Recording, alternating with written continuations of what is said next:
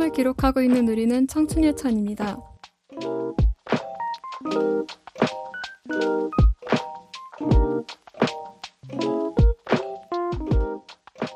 우리는 살면서 종종 이런 말을 하죠. 그건 당연히 이게 맞지. 그건 틀렸어. 하지만 내가 옳다고 믿는 것이 누군가에겐 아프게 다가올 수도 있고 내게 익숙한 것은 누군가에겐 낯설고 또 불편하게 다가올 수도 있습니다. 철학자 푸코는 하나의 진실만을 절대적으로 옳다고 여기는 태도를 경계하자고 했는데요. 왜냐면 그 하나의 옳음이 이 사회가 만든 기준이거나 힘있는 다수의 생각일 수 있기 때문입니다. 우리가 진짜 경계해야 할 건 사람들이 많이 믿는 게 그리고 내가 믿는 게 맞는 거다는 생각 아닐까요? 우리가 아는 것이 전부가 아닐 수도 있다는 걸 받아들이는 순간 조금 더 겸손하게 그리고 조금 더 다양하게 세상을 바라볼 수 있을 테니까요. 저는 오늘 방송의 MC를 맡은 간단이고요. 다양한 해석에 스며드는 이 시간에 함께해 주실 패널분들 모두 자기소개 부탁드리겠습니다. 안녕하세요. 저는 오늘 비 오는 줄 모르고 우산을 안 가져온 허씨입니다. 이런. 안녕하세요. 저는 빗길을 뚫고 온 비니입니다. 용감하게. 안녕하세요. 저는 오늘 지하철에서 옆사람 겨드랑이 옆에 서 있었던 도라입니다. 아, 나 마지막에 너무 충격적이어서 다 까먹어버렸는데. 집 가는 길에 꽃밭이라도 좀 들려서 좀 환기하시기를. 네, 정화시키고 갈게요. 네, 다들 반갑습니다. 요즘 날씨가 진짜 다시 미친 듯이 더워지기 시작을 했는데요. 네. 오늘 비까지 와서 날씨가 정말 많이 엄상궂었는데 녹음하러 오시느라 너무 다들 고생 많으셨습니다. 고생 많으셨습니다. 진짜요. 또 허시 언니는 우산을 안 갖고 왔다고 해서 귀갓길을 어떻게 누가 저 좀 씌워주세요. 그래야겠는데요, 지금? 네, 이런 식으로 오프닝에서 말을 했던 것처럼 다들 한 번쯤은 이건 무조건 맞아 하고 믿었던 게 나중에 보면 또 아닐 수도 있겠다 싶었던 적 다들 한 번쯤은 있을 거라고 생각이 듭니다. 네, 오늘은 나의 생각을 조금이라도 바꾸게 된 계기에 대해 이야기를 해보면서 방송을 시작을 해보면 좋을 것 같아요. 너무 무거운 주제가 아니어도 괜찮으니까 제가 먼저 시작을 해보면 저는 평상시에 동물 다큐멘터리 보는 걸 정말 좋아하는데요. 오늘 이번에는 어쩌다가 보니까 고릴라에 관한 다큐멘터리를 보게 됐어요. 고릴라. 근데 고릴라가 사실 생길 것만 봤을 때는 좀 맨날 화가 나면 가슴 두드리고 있고 묘사되는 게 그렇죠. 그렇죠. 뭔가 되게 험상궂게 생겼고 해서 뭔가 그래도 초식동물이긴 하지만 그래도 성격이 좀 안 좋지 않을까? 라고 생각을 했는데 이런 외모지상주의적인 이런 선입견을 끼고 보고 있었는데 알고 보니까 되게 생각보다 순하고 우직한 성격인 친구라는 걸 알게 됐어요. 그래서 생각보다 호감인 동물인데? 하고 생각을 하다가 이제 유튜브 알고리즘 무서운 거 아시죠? 고릴라가 엄청 잔뜩 등장을 하면서 이제 먹방을 하는 영상을 보여주기 시작하는 거예요. 고릴라 먹방이요? 무슨 먹방이에요? 그래서 그냥 그 쇼츠 영상인데 그냥 너 철푸덕 앉아가지고 파프리카 먹고 브로콜리 먹고 되게 다양한 걸 먹는 걸 보여주는데 그냥 생각보다 귀여울지도 하고 생각을 하게 돼서 지금 고며든 거 아니에요? 네, 약간 고며든 상태 약간 그런 상태예요 지금. 너무 웃기다. 저의 고며든 상태를 시작으로 하여서 다른 분들의 다른 스며든 느낌들을 공유를 해보면 어떨까 합니다. 다른 분들은 어떠세요? 저부터 해보자면 좋아요. 저 약간 어이없는데 저는 귀신은 이 세상에 없다라고 생각을 했어요. 그런데 이거는 이제 아닐 수도 있겠다 싶은 걸 이야기하는 거잖아요. 네. 제가 뭘 봤을까요? 귀신을 보셨나요? 네. 어떡해. 지금으로부터 한 10년도 넘게 제가 어렸을 때 초등학생 때 그 친구 할머니 댁에 놀러 갔었어요. 제가 시골이었는데 거기 이제 잘 곳이 좀 부족해서 근처 폐교가 있었거든요. 폐교 운동장에 텐트를 치고 이렇게 몇 명이서 잤는데 잠이 들락말락 할 때 이렇게 딱 보니까 누구 등 뒤에 손이 이렇게 탁 올라와 있는데 사람 손이 아닌 거예요. 자세한 얘기는 나중에 더 해드릴게요. 네? 언제요? 언제요? 여기서 꺼내면 어떡해요? 재밌으라고. 그래서 그럼 귀신의 존재를 조금 네. 아예 없는 존재는 아니구나라고 맞아요. 생각하게 되신 건가요? 그쵸, 그쵸. 아하. 있긴 있구나. 무서워. 너무 오싹한데요? 와, 이거 여름에 정말 걸맞은 그죠. 아이스 브레이킹인데 제 멘탈까지 약간 브레이킹 해버린 그런 일화였어요. 아. 청피 심리학 괴담의 편. 정말 나쁘지 않겠는데? 한번 이야기해보겠습니다. 네, 이렇게 생각이 바뀌는 경험들이 쌓이면서 우리가 점점 더 유연해지고 다양한 세상을 받아들이게 되는 것 같습니다. 그럼 이쯤에서 7월 셋째 주 위클리 청춘 이슈 3위를 소개하겠습니다. 청춘 이슈 3위는 바로 그 어느 때보다 뜨거웠던 워터밤 서울 2025 성료 소식입니다. 올해도 워터밤 무대는 참 뜨거운 관심을 모았습니다. 지난 6일 경기도 고양 킨텍스 야외 글로벌 스테이지에서 워터밤 서울 2025 대회가 개최되었는데요.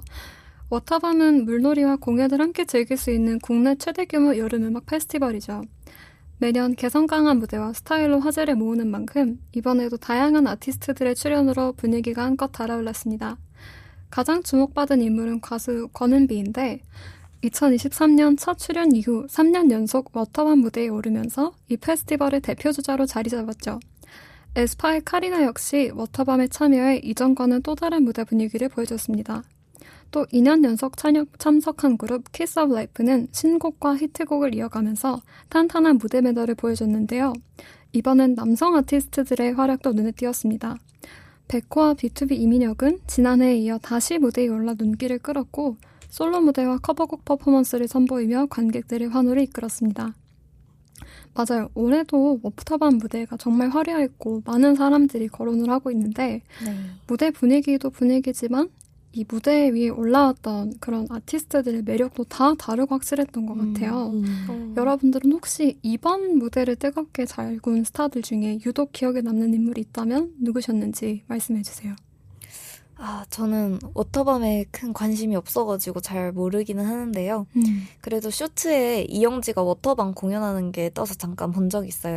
근데 진짜 이영지 에너지 다 아시겠지만 네, 알죠. 모를 수 없죠. 네, 분위기 띄우면서 공연을 진짜 너무 잘하는 거예요. 원래도 성량이 진짜 좋고 무대 잘하는 건 알고 있었지만 워터밤처럼 진짜 막 이렇게 분위기 띄워야 되고 신나게 해야 하는 축제에 진짜 잘 어울리는 연예인이라고 생각합니다. 동의합니다. 맞아요. 그리고 저는 래퍼로 변한 이수지가 가장 기억에 남는데요. 처음에는 이제 릴스로 친구가 영상을 보내주었거든요. 그래서 누구지? 새로 데뷔한 사람인가? 하면서 이렇게 신기하게 정도로 봤는데 정말 못 알아봤어요. 근데 개그우먼 이수지라는 거예요. 그래서 어쩜 그렇게 다른 사람처럼 컨셉을 찰떡으로 소화해냈는지 진짜 너무 대단하다는 생각이 들었어요. 이번에 무대까지 쓰셨군요. 네. 와, 진짜 정말 대단하시네요. 저는 약간 비슷한 결에서 와, 이 사람 진짜 대단하다고 생각했던 분이 한 분 계시는데 JYP 사장님의 무대 모습을 보고 약간 그 충격을 받은 수준이 넘어서 약간 아득하게 이 사람은 진짜 대단하다 하는 그런 경외심이 들더라고요. 이제 그 3대 엔터사를 다룬 유명한 밈이 있는데 SM은 니네가 누구를 좋아하는지 모르겠어서 다 넣었어. 고 YG는 니네가 누굴 좋아하는지 모르겠어서 안 넣었어. 인정. 이제 JYP는 너희들이 누굴 좋아하는지 몰라서 내가 나왔어. 잖아요. 그래서 그렇게 밈이 돌아다닐 정도로 누구보다 아직도 무대에서 가장 행복해 보이는 뮤지션인데 이 정도로 커리어를 쌓은 어디 엔터사의 대표이자 가수가 아직도 저런 에너지를 갖고 있는 건 솔직히 저 사람이 음악이 내 취향에 맞건 아니건 간에 저 태도 자체는 어느 정도 존경해야 된다는 생각이 들더라고요. 맞아요.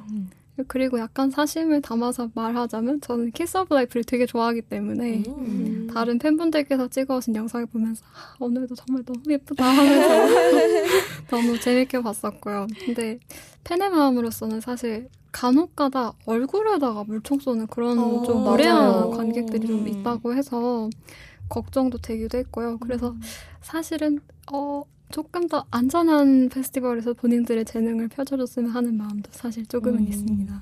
네. 맞아요. 사실 저도 그 닝닝 씨를 엄청 좋아하는데 닝닝 씨가 그 한쪽 눈이 불편하시거든요. 맞아요. 근데 맞아요. 몇 년 전에 워터밤에 가서 눈에 물총을 맞고 막 그런 일도 있었어가지고 아이고야. 저도 뭔가 너무 공감이 됩니다. 그런 마음이 팬으로서. 저도 이번 워터밤을 했다는 건 알고 있었는데 누가 나온지는 몰랐거든요. 박진영 씨가 나온 줄도 몰랐고 래퍼로 변한 이수지 씨가 나온 줄도 몰랐어요. 근데 찾아보니까 라인업이 진짜 대단하더라고요. 정말 되게 다양한 분야의 아티스트들도 많이 나오고 그리고 진짜 예전에 제가 엑소를 좋아했는데 보니까 엑소도 나온 거예요. 그래서 오라버니님들이 어쩌다가 오라버니. 정말 핫한 축제가 되었구나 워터밤이 그렇게 생각했습니다. 맞아요. 다들 여러 가지 소식을 듣고 오셨던 것 같은데 사실 여름 하면 워터밤이 요즘 유명해져서 그렇지 그거 말고도 예전에는 흠뻑쇼가 있었고 또 좀 뿌리를 깊게 지키고 있는 락 페스티벌도 있고 여럿 있고 되게 다양한 여름 축제들이 떠오르는데요. 제가 알기로는 저희 청춘피디아에는 아이들이 정말 많기 때문에 많이 그쵸. 안 가봤을 수도 있을 법한 주제지만 혹시 여름 페스티벌을 가보신 적이 있다면 또 가보고 싶은 페스티벌이 있다면 함께 이야기해 주셨으면 좋겠어요. 비네님부터 해주시겠어요? 저는 사실 이제 내일 금요일에 싸이 흠뻑쇼에 가요. 가는 사람이 있었군요. 근데 진짜 정말 전부터 꼭 가고 싶어가지고 계속 생각만 하다가 이번엔 티켓팅을 해서 가게 되었는데요. 요즘 날씨도 덥고 진짜 힘든데 즐거운 노래 들으면서 물도 맞고 열심히 뛰면 이제 스트레스가 다 날아갈 것 같은 거예요. 그럴 것 같다. 그래가지고 이제 미리 싸이 노래도 다 들어보고 내일 뭐 입고 가지? 이러면서 옷도 생각해보고 하면서 설레발을 좀 치고 있습니다. 재밌겠다. 재밌을 것 같아요. 그 전날부터 설레고 막 옷 생각하고 하는 그런 기분 뭔지 너무 알 것 같아요. 저도 약간 그런 식으로 막 설렜던 경험 중에 하나가 저한테 사실 여름은 펜타포스트 락 페스티벌이 열리는 계절이에요. 진짜 유명하죠. 솔직히 저는 그것 말고는 여름에 장점이 없다고 생각할 때도 가끔 있어요. 그만큼 여름을 정말 싫어하는 인간이기 때문에 또 지난번에 제가 업로드했던 플레이리스트 락 페스티벌 그 화면도 제가 작년에 직접 찍어온 거를 활용해서 써놓은 진짜 찍으신 거였어요? 대박. 대박이다. 너무 언젠간 자랑하고 싶었어요. 자연스러웠어요. 아싸. 근데 또 여기까지 가는데 좀 여러 우여곡절이 있었어서 약간 이야기를 해드리자면 이제 3년 전부터 사실 계속 가고 싶었었거든요. 성인이 되고 난 이후부터. 벼르다가 코로나도 끝났고 해서 다시 열리기 시작한 거예요. 그래서 그때 음악 취향이 좀 비슷한 친구랑 얼리버드 티켓 끊어서 좀 싸게 가려고 했었는데 하필 그 해에 제가 공연 3일 전에 심한 장염 걸려버린 거예요. 아이고. 그래서 어떻게 할까 이거 양도를 할까 별 생각을 다 하다가 결국 그냥 수수료 물고 취소를 하고 아이고 아까워라. 그러니까요. 그 친구만 혼자 다녔었는데 나중에 이야기를 들어보니까 공연 자체는 너무 재밌었지만 날씨가 너무 더워서 혼자 쓰러질 뻔했다고 했더라고요. 갑자기 하늘이 노랗게 변하면서 약간 나 왜 갑자기 바닥에 있지? 이랬대요. 그래서 그걸 듣고 엄청 걱정하면서 다음에는 꼭 같이 갈 사람이 있어야겠다 하고 그 다음에는 몸 관리를 좀 잘해서 같이 보러 가는데 성공을 했어요. 그래서 약간 모르는 가수들도 물론 있기는 했는데 몰랐는데도 라이브 무대를 보고 팬이 되어버린 그런 가수들도 있었고 맞아. 그런 게 약간 페스티벌의 묘미인 것 같아요. 그쵸. 지금도 아직도 듣고 있어요. 거린레드 같은 뮤지션들. 그리고 또 보통 대학 밴드들이 많이 커버하는 그런 브로큰 발렌타인이라는 밴드의 원조 공연을 본 것도 되게 인상 깊었고 제가 특히 이날 서브헤드였던 것 같은데 라이드라는 좀 시끄러운 음악을 하는 밴드가 있어요. 거의 10년 만에 내한을 한다고 해서 이건 진짜 봐야 된다 하면서 보러 갔었거든요. 거의 깜깜해진 밤에 했었으니까 되게 마지막에 있는 공연이었는데 제가 진짜 좋아하는 곡들을 다 해주시는 거예요. 플레이리스트에. 그때 셀리스트로. 그래서 너무 귀는 진짜 얼얼하고 아직 심장이 막 벌렁벌렁한데 너무너무 기쁘고 짜릿했던 그런 기억이 있네요. 좋았겠다. 네, 내가 살면서 인디베를 실물로 보다니 막 그런 생각도 했었고 너무 더웠지만 약간 혼자 깔짝대면서 마셨던 그 맥주의 시원함과 막 물줄기를 맞으면서 아무 눈치 안 보고 음악에 맞춰서 막 방방 뛰던 그런 기억들은 한 번쯤은 해봤으면 좋겠어요. 진짜 못 잊을 것 같아요. 너무 좋겠다. 진짜 얼마나 좋으셨는지 여기까지 느껴져요. 그 정성이 느껴져요. 지금 펜타포트예요. 진짜 그 정도로. 꼭 가보십시오. 좋겠다. 아니 저는 수영은 좋아하는데 뭔가 애매하게 이렇게 흩뿌려져서 맞는 물은 별로 안 좋아해가지고 워터 페스티벌은 일부러 찾아가 본 적은 없는데 그러다가 작년에 그 야구장에 갔어요. 그래서 경기를 보고 이제 나가려는데 경기를 끝나고 워터 페스티벌을 한다는 거예요. 그날 근데 날씨가 너무 더워서 살짝만 맛만 보자 하고 그 뿌리는 데에 들어갔다 나왔는데 생각보다 시원하더라고요. 물을 맞은 상태로 바람을 맞으니까. 그래서 그때야 이제 다들 왜 워터 페스티벌에 가는지 조금 이해가 됐는데 저는 사실 여름 페스티벌 하면은 간담님이 말씀해 주신 것처럼 락 페스티벌이 제일 먼저 떠오르거든요. 네. 근데 사실 한 번도 못 가봤습니다. 약간 관념적으로 남아있는 제가 전 여름을 되게 좋아하거든요. 그래서 여름 락페를 한번 가보고 싶었는데 저도 약간 체력이 안 좋아서 항상 망설이다가 이번 여름엔 약간 결심하고 있습니다. 도전해볼까. 좋아요. 간다님이 한번 데리고 가주시는 거 언니 팁 많이 알려주세요. 안 쓰러지는 팁. 알려드리겠습니다. 저는 앞서 이야기했듯이 워터밤이나 그런 비슷한 페스티벌에 관심이 진짜 없어요. 근데 이게 약간 제가 지방에 계속 살았어가지고 그래서 거기는 약간 그런 페스티벌 자체가 없고 접근을 할 수가 없으니까 그래서 더 관심이 없었던 것 같기도 해요. 그럴 수 있죠. 네. 근데 이제 서울 올라오니까 이렇게 약간 락페나 이런 관심이 있으신 분들이 많더라고요. 그래서 저도 약간 보다가 흠뻑쇼는 되게 재밌을 것 같다라는 생각이 들어가지고 그 흠뻑쇼는 언젠가 한 번은 가볼 생각입니다. 언젠가. 좋아요. 이런 식으로 워터밤은 물론이고 흠뻑쇼나 락 페스티벌 같은 축제들이 있기에 우리가 무더운 여름을 조금이나마 즐겁고 또 에너지 넘치게 보낼 수 있게 되는 것 같다. 이런 생각이 좀 드는데요. 다들 이 무더운 여름 무탈하게 잘 보내시길 바라면서 7월 셋째 주 청춘 이슈 3위를 마무리하고 2위 소식을 일단 전해드려 볼게요. 이번 2위 주제는 바로 국립중앙박물관 20년 만에 최고 관람객 소식입니다. K컬처에 대한 글로벌 인기가 한국 전통문화에 대한 관심으로 확산되면서 국립중앙박물관 관람객이 20년 만에 최고치를 기록했다고 합니다. 국립중앙박물관에 따르면 올해 상반기 관람객 수가 약 270만 명으로 지난해 같은 기간보다 64.2%나 증가했다고 해요. 이 수치는 2005년 용산으로 이전한 이후에 가장 많은 관람객 수라고 합니다.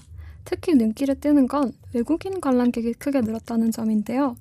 코로나19로 한동안 발길이 끊겼던 외국인 방문이 2023년부터 다시 살아나더니 올해는 상반기에만 약 9만 8천 명이 방문하면서 역대 최고치를 경신했습니다.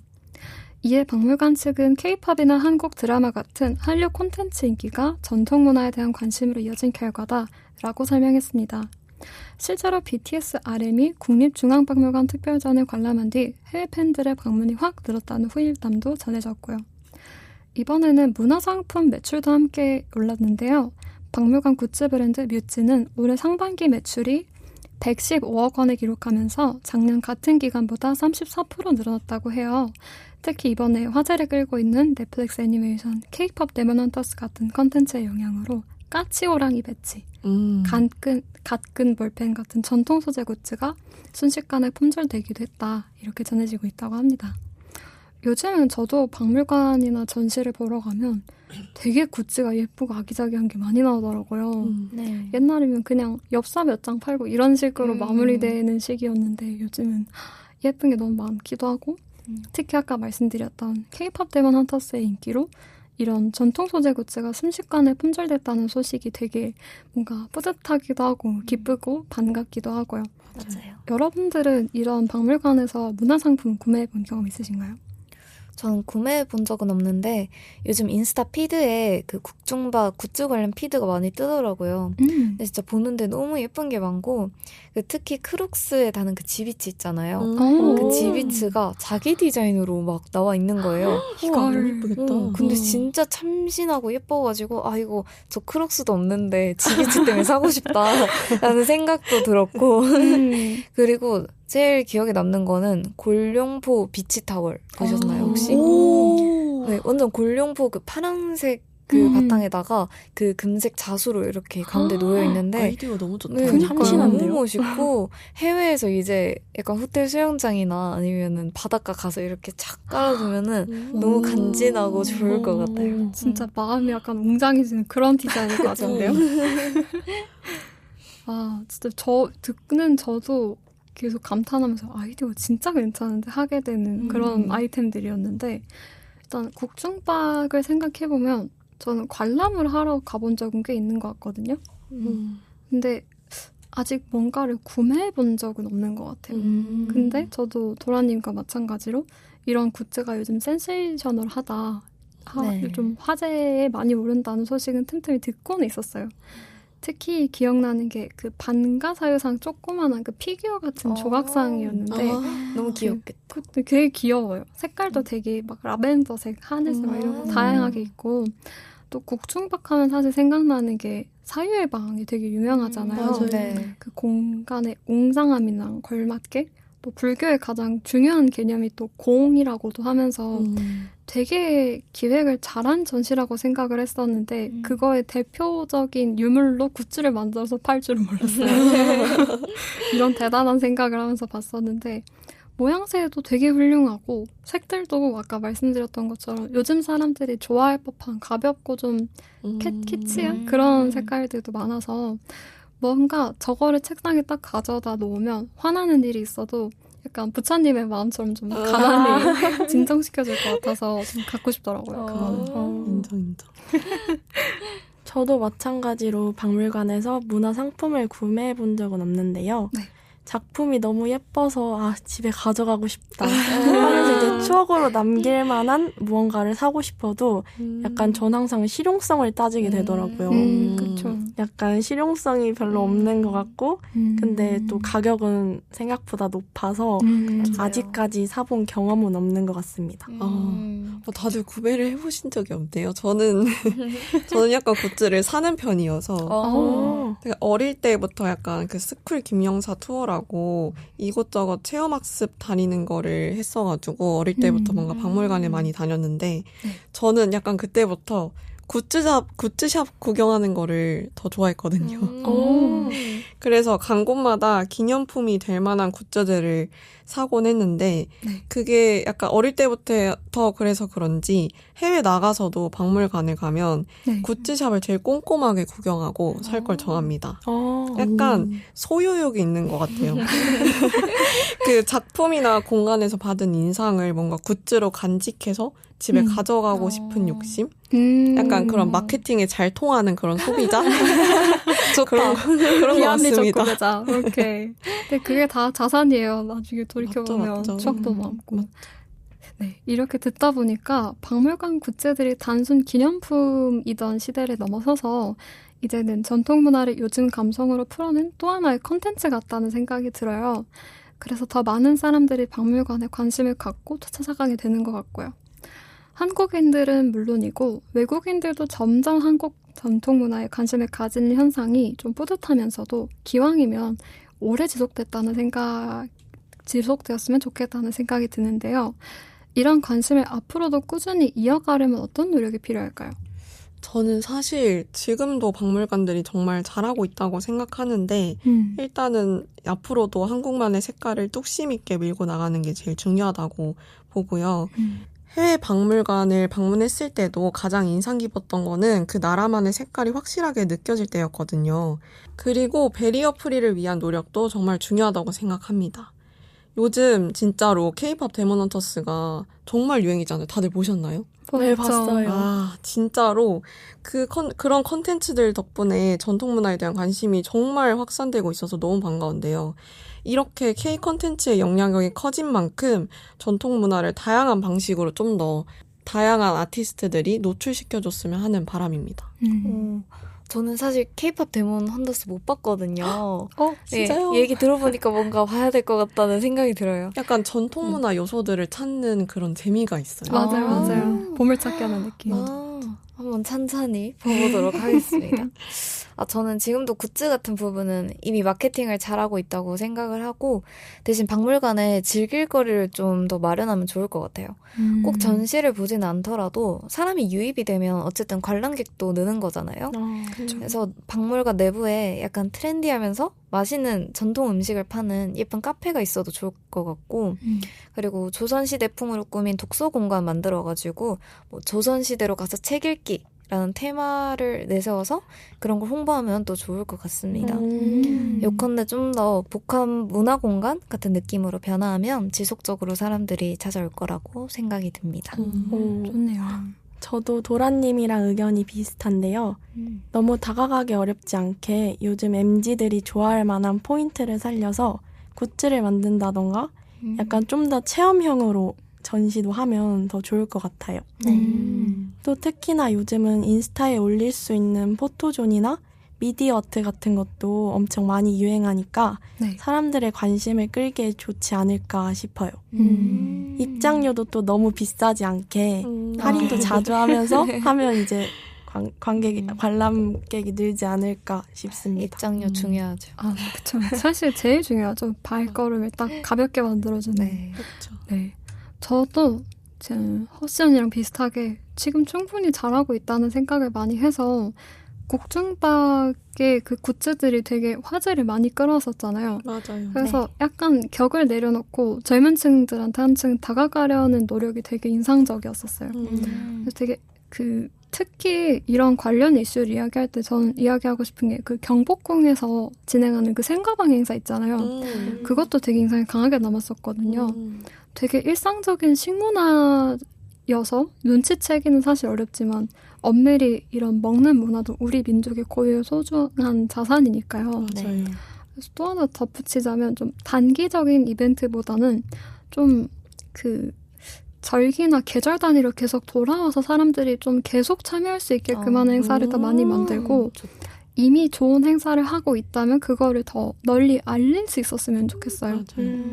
그냥 홍보를 위한 홍보보다는 진짜 사람들이 이걸 좀 알았으면 좋겠다 하는 마음으로 좀 가볍고 좀 접근성 좋게 벌이는 그런 프로모션들이 많아져서 사람들이 조금 더 좋은 게 있다면 많이 즐길 수 있는 그런 세상이 되기를 바라는 마음이 큽니다. 네. 이렇듯 여러 가지 의견들이 있었는데 다들 아이디어가 상당히 좋으시군요. 다들 홍보팀으로 들어가야 되는 거 아니에요? 전직을 해야겠는데 이 사람들? 좋아요. 앞으로 우리도 꾸준히 우리 문화에 애정을 갖고 또 관심을 잃지 않으려고 노력을 하면 더더욱 많은 사람들이 자연스럽게 전통 문화를 좋아하게 되지 않을까 싶습니다. 그럼 이쯤에서 청춘 이슈 2위 마무리하겠고요. 7월 셋째 주 위클리 청춘 이슈 1위는 바로 최대 55만 원 지급 소비 쿠폰입니다. 정부가 오는 7월 21일부터 모든 국민에게 소비 쿠폰을 지급한다고 밝혔는데요. 1차와 2차로 나뉘어 지급되고 최대 55만 원까지 받을 수 있습니다. 먼저 1차 지급에서는 1만 국민은 15만 원, 차상위 계층과 한부모 가정은 30만 원, 기초생활수급자는 40만 원을 받습니다. 여기에서 비수도권 주민은 3만 원, 농어촌 인구 감소 지역 주민은 5만 원을 추가로 받을 수 있어요.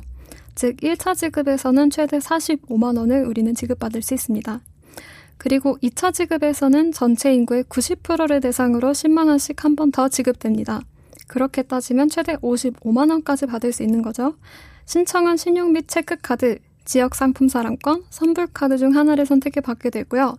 신청 방식은 카드사 앱이나 콜센터 또는 행정복지센터 방문 등 선택한 방식에 따라 달라지게 됩니다. 7월 21일 오전 9시부터 9월 12일 오후 6시까지 신청이 가능하고 이 기간이 지나면 받으실 수 없으니 꼭 기간 안에 신청해야 한다는 점 유의하시기 바랍니다.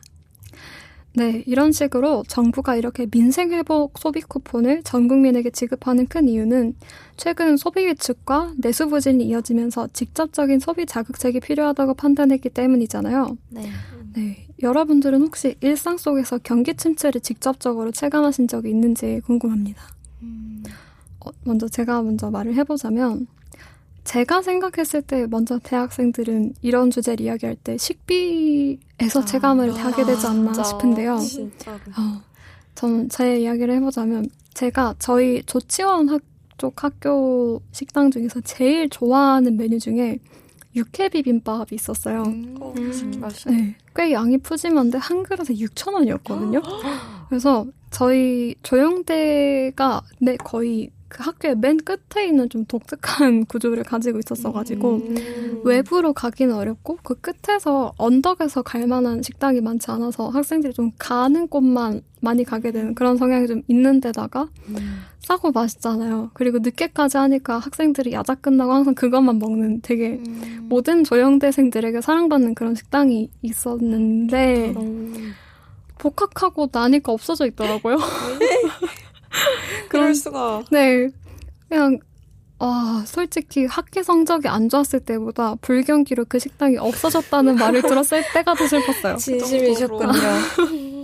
네. 너무 슬펐고, 특히 다른 이슈로 체감하게 되는 건 바로 라면의 값이 올랐다고 하는 경우인데요. 저는 그냥 가끔 야식으로 출출할 때 끓여 먹는 음식이지만 이게 매 끼니일 수밖에 없는 사람들이 존재한단 말이에요. 맞아요. 이게 원자재 값도 너무 여러 가지 이슈로 오르게 되고 인건비에 환율도 너무 여러 가지 변수가 많이 있다 보니까 불가피하게 올린 것 같은데 이 뉴스를 듣자마자 우리 진짜 경기가 안 좋구나 하면서 씁쓸해했던 기억이 있네요. 다른 분들은 어떠신지? 먹는 걸로도 진짜 많이 불경기가 체감이 되는 것 같은데요. 네. 저는 얼마 전에 강남 지하상가에 갈 일이 생겨서 오랜만에 방문하게 되었는데요.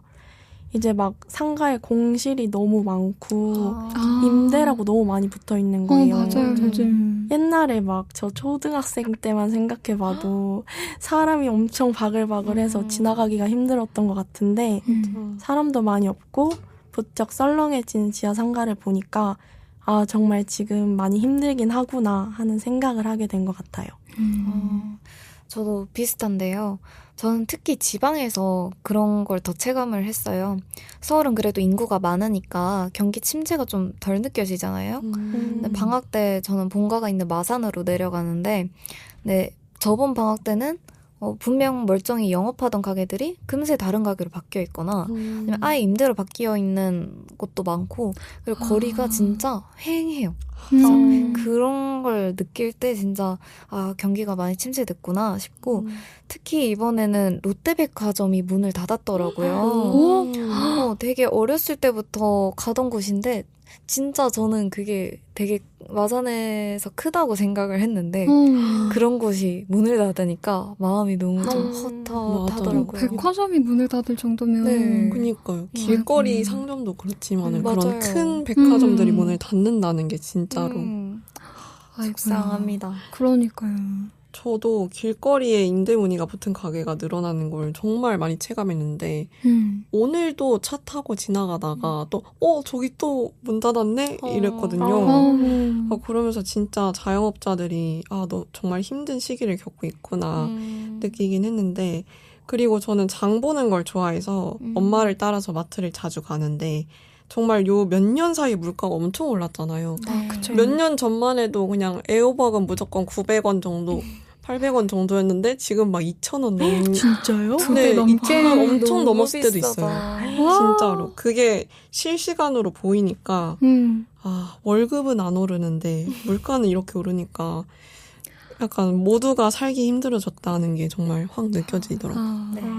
마지막 말이 진짜 뼈 아프지만 저희는 일단 대학생 신분이 있고 아직 월급을 받고 있는 직장인이 아닌데도 진짜 월급이 빼고 다 오른다는 말이 진짜로 와닿는 요즘이네요. 네. 부디 모두가 힘을 합쳐서 이 경기 침체 상황을 지혜롭게 잘 헤쳐나갔으면 하는 바람이 큽니다. 네, 이제 전 국민이 다 소비 쿠폰을 받게 되는 거니까 여러분들은 혹시 어디에 사용하실 예정이신지 궁금합니다. 먼저 비니님부터 말씀해 주세요. 저는 사실 소비 쿠폰이라는 걸 처음 들어봐서 찾아보았더니 네. 코로나19 시기에 제가 받았던 재난지원금 같은 개념이더라고요. 그때를 생각해보자면 저도 먹고 싶었던 걸 막 사 먹고 아니면 제 돈으로 하긴 좀 아까운 자잘한 미용 지출 이런 걸 썼던 것 같아요. 이번에도 소비 쿠폰을 받게 된다면 아마 비슷하게 쓰게 되지 않을까 싶네요. 맞아요. 저도 민생지원금 처음 들었을 때는 저는 이번 대선 이야기할 때 네. 이번 이 정부에서 경기 부흥 대책 중 가장 유명한 정책 중 하나이기 때문에 네. 뭐 그래 조만간 하겠거니 했는데 진짜로 하더라고요. 맞아요. 진짜 할 줄. 이걸 진짜 주네? 빠르게. 돈이 있단 말이야? 이런 생각을 하면서 사실 약간은 이 정책의 효과가 그렇게 오래 가진 않을 것 같아서 조금 가재미 눈을 뜨고 보게 되긴 하지만 그래도 일단은 준다니까 감사합니다. 허튼 곳에는 안 쓸게요 하는 마음을 일단 받고 기왕 받은 거 소중히 써보려고요.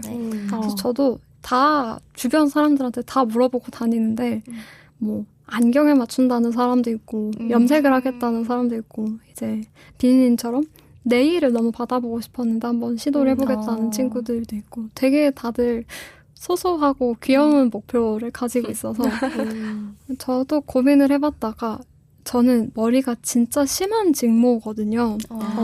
게다가 저는 고등학생 때까지 항상 거의 쇼커트 여기 뒷머리를 밀어버릴 정도로 짧은 머리를 유지를 했던 편이어서 네, 긴 머리를 해보는 게 처음이라 문제가 머리 손질을 하는 게 너무 힘들어요.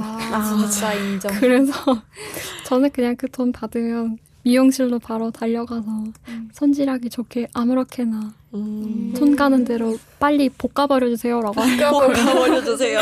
너무 귀찮아요 하고. 허씨님은 어떠세요? 저도 맞아요. 진짜 소비 쿠폰이라는 이름은 아니었지만 지원금으로 계속 받던 그거랑 비슷한 거라고 생각하니까 너무 반가웠는데요. 왜냐면 전 나올 때마다 진짜 유용하게 썼거든요. 왜냐면 이제 돈이 약간 먹고 싶은 것도 먹고 약간 장도 보고 안경이나 그런 미용 같은 좀 큰 지출이 필요한 것도 하나씩 하고 약간 그렇게 알차게 썼던 것 같아서 그러면서 뭔가 되게 숨통이 트였던 것 같거든요. 왜냐하면 경기 침체라는 게 소비자들 입장에서도 굉장히 힘든 시기라는 거니까. 그쵸. 그래서 어떤 숨통을 트여주는 그런 정책이라고 생각이 드는데 그래서 저도 이번에 안경을 하나 새로 맞추려고 합니다. 약간 그 변색 렌즈 제가 눈이 약간 건조해서 그런 자외선이 취약하거든요. 근데 변색 렌즈가 조금 가격이 나갈 것 같아서 할까 말까 맞출까 말까 하고 있었는데 마침 지원금이 나온다고 해서 정말 타이밍이 좋게 나온다고 해서 전 타이밍? 네, 여름 햇빛을 피하기 위해서 변색 렌즈 안경 하나 맞추려고 합니다.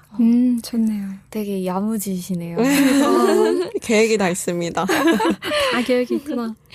저는 소비 쿠폰에 대해서는 대선 때 알게 됐어요.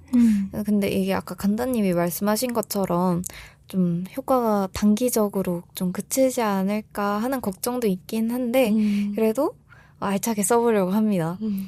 이번에 어디에 쓸지 고민하다가 제일 중요하게 생각한 포인트는 내 돈으로 하기는 아깝지만 필요한 소비. 맞아요. 이거였는데 네, 마침 근데 미용실에서도 사용이 가능하더라고요. 근데 제가 저도 학생 때는 그냥 생머리로 다니다가 성인 되고 나서 파마랑 염색을 했는데 진짜 한 번 하고 나니까 계속 그 관리를 해줘야 되는 거예요. 유지를 하려면 네, 반년에 한 번씩은 가서 해야 이게 색도 안 빠지고 펌도 안 풀리고 하는데 이게 되게 부담스럽더라고요, 가격이. 그래서 이번에 이렇게 지원금 받는 소비 쿠폰 받는 김에 미용실을 가려고 합니다. 좋습니다. 다들 계획이 있는데요? 다들 이미 설렜어. 지금. 맞아. 하긴 이제 곧 받게 되니까 다들 멋진 계획 실행하시기 바라고요. 좋아요. 꼭 크고 거창한 소비가 아니더라도 그동안 미뤄왔던 나의 필요를 채우는데 이런 정책이 작은 힘이 되었으면 좋겠다는 생각이 드네요. 그리고 이렇게 각자의 방식으로 조금씩 더 적극적인 소비를 이어나간다면 결국엔 경기에도 활기를 불어넣을 수 있지 않을까 기대해봅니다. 그럼 우리는 이 주제를 끝으로 7월 셋째 주 위클리 청춘 마무리하겠습니다. 무언가가 끝난다는 건 참 묘한 감정인 것 같습니다. 마지막을 의식하는 순간 괜히 더 조심스러워지고 예민해지기도 하죠.